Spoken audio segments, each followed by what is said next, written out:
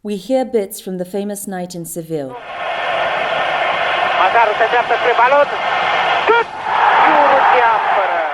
The last speech of the dictator, Cenaclu Flacăra.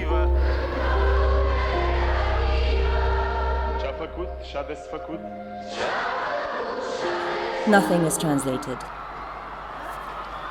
When we hear Ceausescu, and when that transmission is interrupted, those tiny black and white dots could be distorted to morph into anything from monsters to people who are about to be liberated. Since this is a liberating piece, the actress reads and then acts these stage directions. For people who are not used to reading plays, that could be educational. For the performer, just a test in inconsistency, i.e. the transfer of the written word from page to its acted version. This piece was written with a desire to return to simple stories. We have closed theatre with so much excess that it barely breathes. They say narratives are not needed in theatre. I beg to differ. Theatre is a storyteller. Theatre is a wanderer.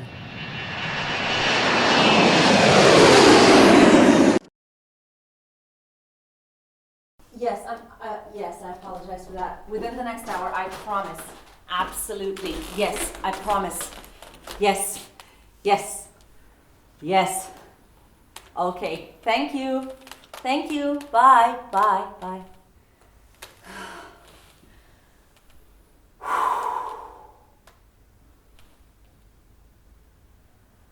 March 12th, 2021.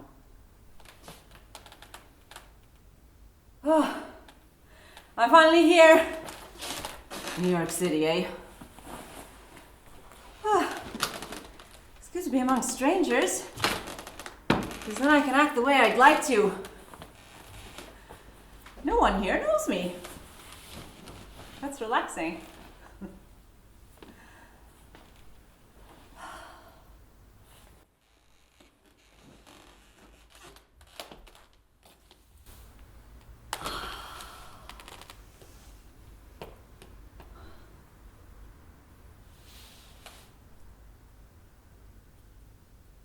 Guess I should unpack.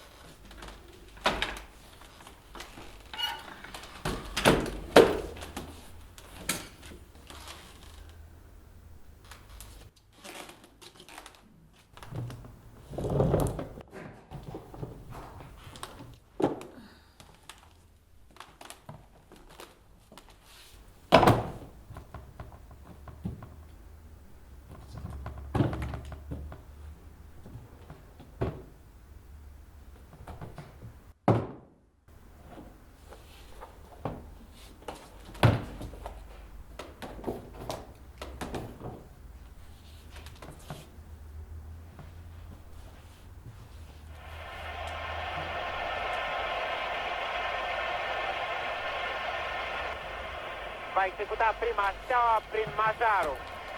Mazaru se îndreaptă spre balon. Șut! Iurul de apără. Lăcătuș trebuie să înscrie. Lăcătuș va înscrie. Tukadam apără! Tukadam apără! Is that even a Romanian name? Helmut. Who cares? Onomastics would be the last thing to be concerned about in communism. Acum pentru Barcelona execută a patra lovitură de la 11 metri.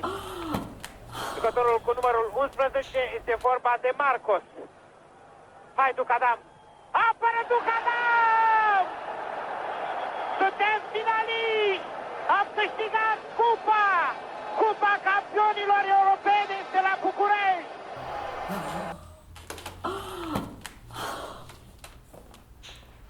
May the 7th, 1986 was magical.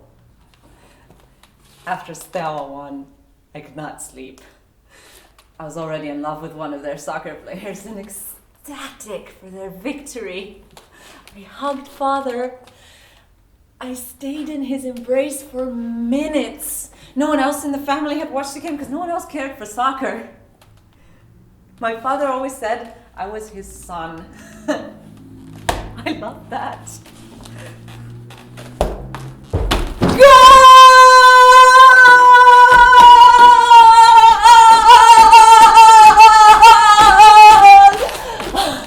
After the game, we heard noises coming from outside.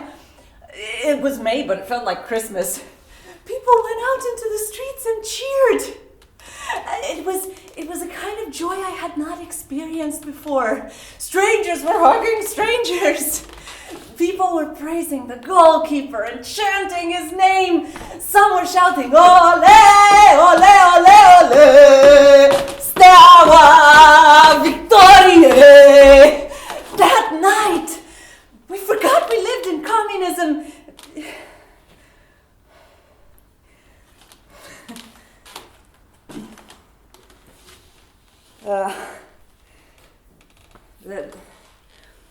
That night should not have ended.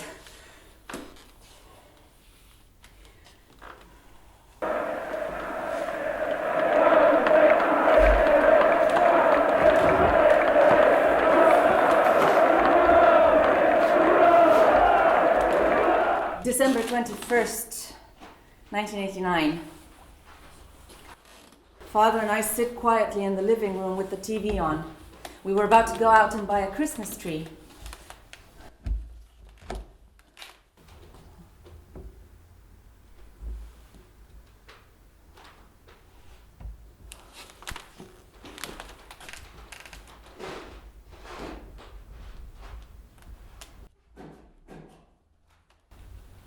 Something in Ceausescu's speech kept us seated. At one point, the broadcast transmission was interrupted. We saw the image of the dictator transitioning into tiny black and white dots. And then nothing. Blackout.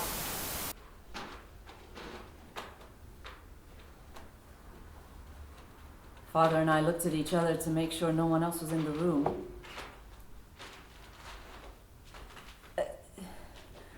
Something was happening. This was not some technical difficulty. It was bigger than that.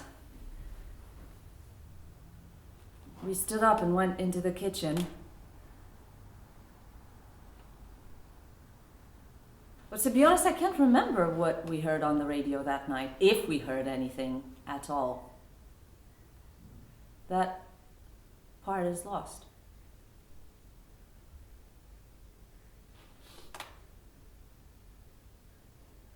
No, still lost.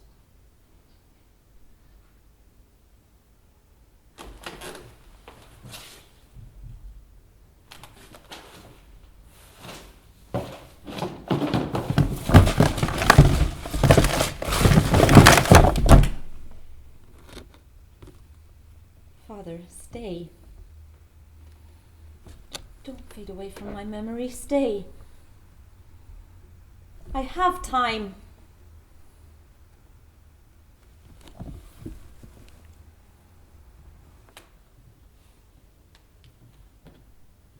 Father was a simple man.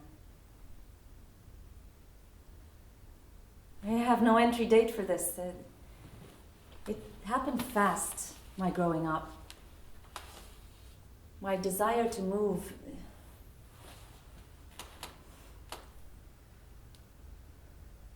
My father and I are alike.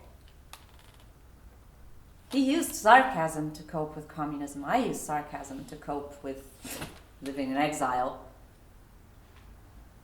He liked to drink to forget. I like to drink to be lifted up from the ground. He left his village to try his luck at destiny. I left my country of birth to experiment with plurality. When I left, he asked me, "Why are you leaving?"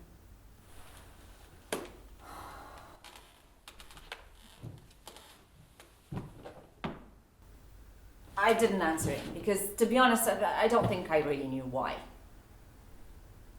He knew that I couldn't be stopped, that I had to leave, that I was too stubborn and independent, and once I committed to something, I would not change my mind.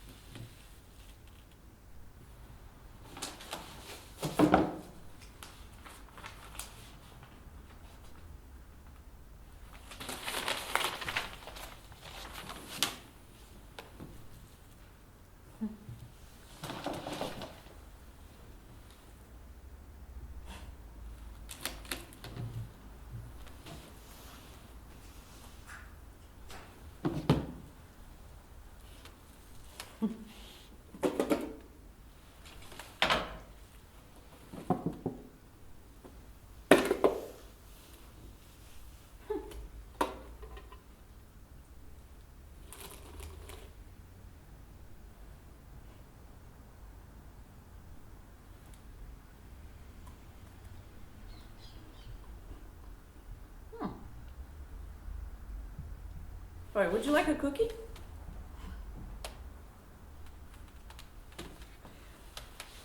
These two are so ordinary, right? It's late spring 1989.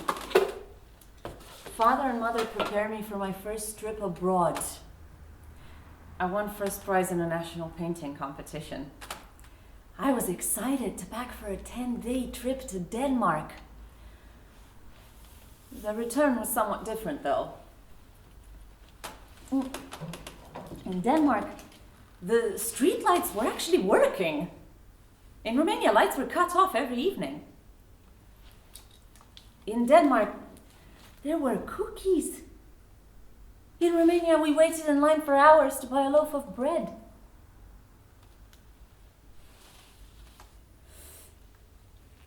I was slapped at the end of that trip. My first and only slap. A girl decided to escape, and I was considered, without any proof, an accomplice. Interrogated in Copenhagen. Interrogated back home. I was 14. I grew up more than I would have liked to then and there. The second time they interrogated me, Father had stepped in. He didn't let the secret police traumatize me with their questioning unless he was in the room. They accepted I was a minor. After the interrogation, I was harassed. I went back to school, but was reminded that at any point I could get kicked out and my parents would lose their jobs. In communist Romania, the question of depression did not exist because it would have been political. One could not possibly have a problem with one's health, but a problem with the party. And that would have meant worse consequences than depression. Not once did I even hear the word depression growing up. Not surprisingly, when you grow up in a dictatorship, expect to live with lies.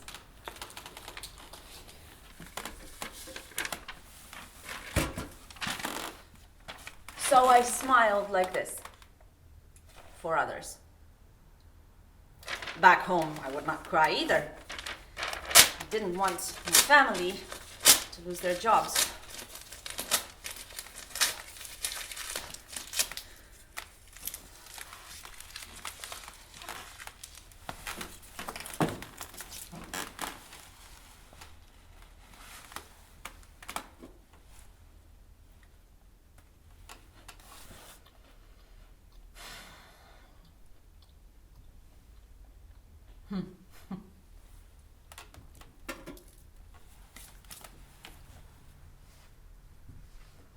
My father used to put a lot of salt in his food without even tasting it.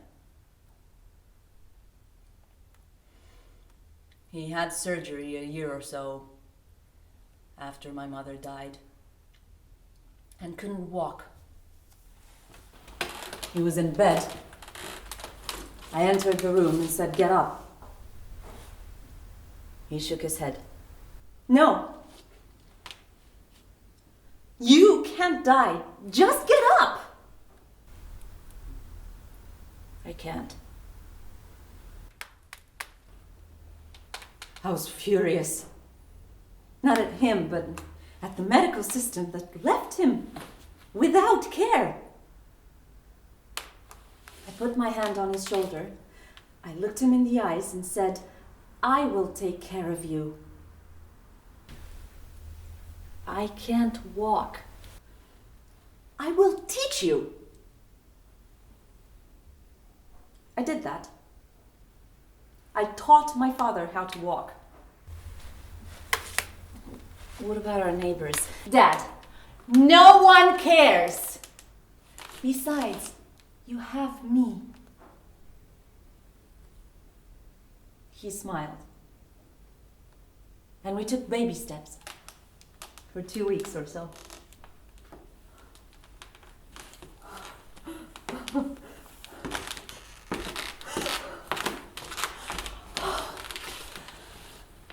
It's summer 1998.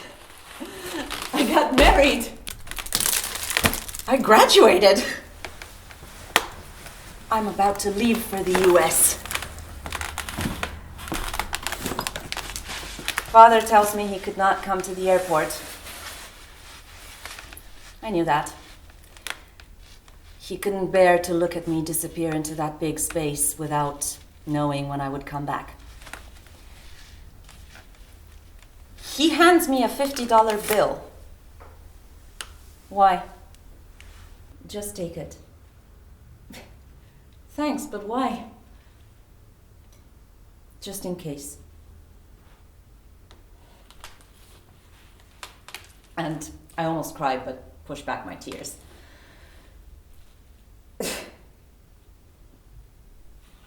$50 bill. When I came here, I looked at the bill, not knowing what was on his mind. Why this amount? What could I have done with it? What was the just in case part for? I never asked.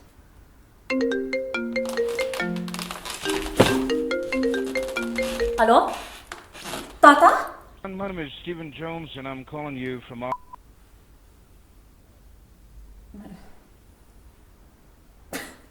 So it's the other way around, really.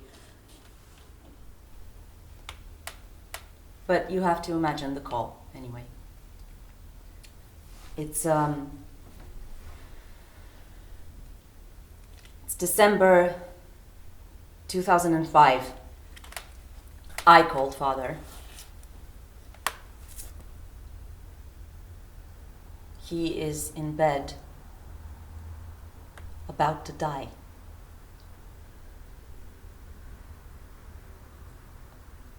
But I refuse to believe that.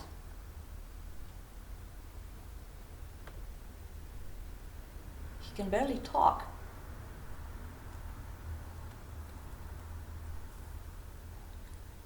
I don't know what to say, other than empty words. I want to be there, in that room, to hug him.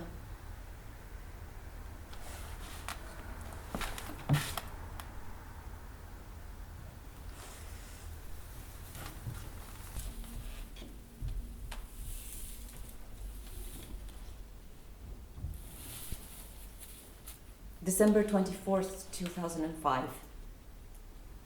My father dies. It's the eve of Christmas. My son is a few months old. He was born on the eve of Easter of that same year. I didn't realize it back then, only in retrospect I thought it was bittersweet. I'm on the phone. Yes, I need a ticket to Romania. Yes, I know it's last minute.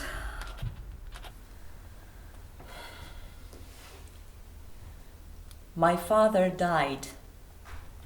They're waiting for me back home to bury him. Yes, I know, it's sad. Don't be sorry, it's not your fault. How old? Not that old. Yes, I can hold.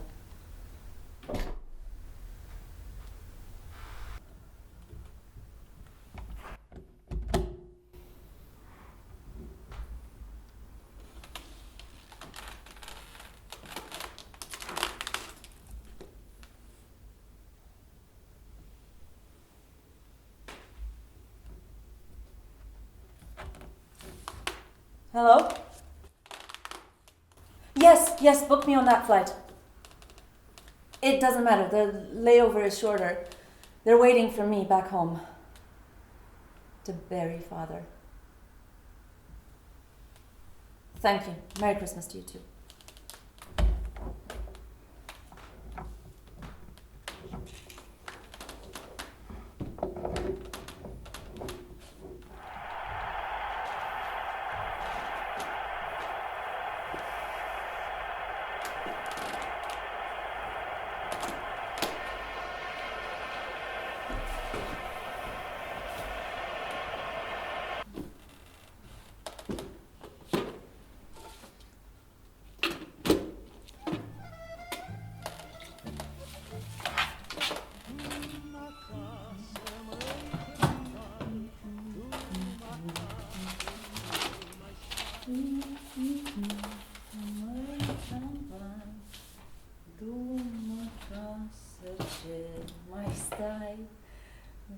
One of my father's favorite songs.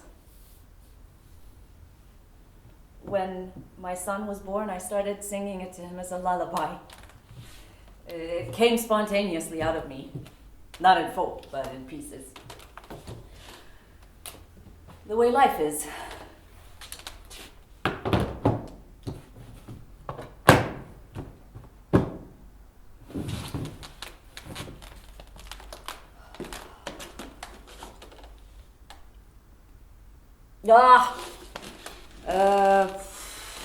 Listen, I have to catch a train.